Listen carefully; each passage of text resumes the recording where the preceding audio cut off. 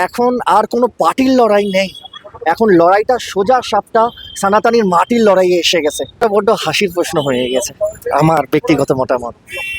প্রশ্ন হচ্ছে যে এখন আর কোনো পার্টির লড়াই নেই, এখন লড়াইটা সোজা সাপটা সনাতনীর মাটির লড়াইয়ে এসে গেছে। এটা আমার ব্যক্তিগত মতামত।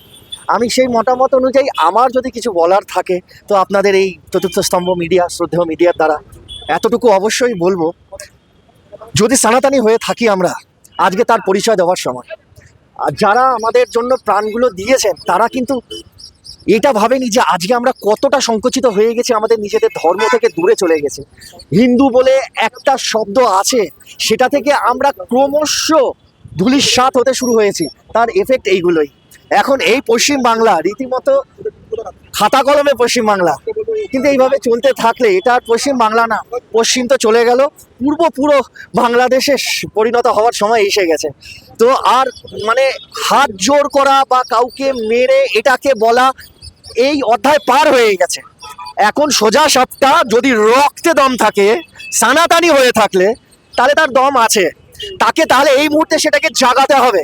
তুমি আমি হিন্দুর বিরোধিতা করে আমি আমার স্ত্রীর কাছে, আমি আমার পরিবারের কাছে ওই সামান্য রাস্তায় চলতে গিয়ে ঝগড়া করে জিতে বাড়ি ফিরলাম, সেটাতে কারোর কিচ্ছু যাচ্ছে আসছে না। তাই দয়া করে হাত জোর করে বলবো, সম্পূর্ণ সনাতনীটাই পরিবার, শুধু তোমার আমার মাতা পিতা, তোমার আমার পরিবার নয়।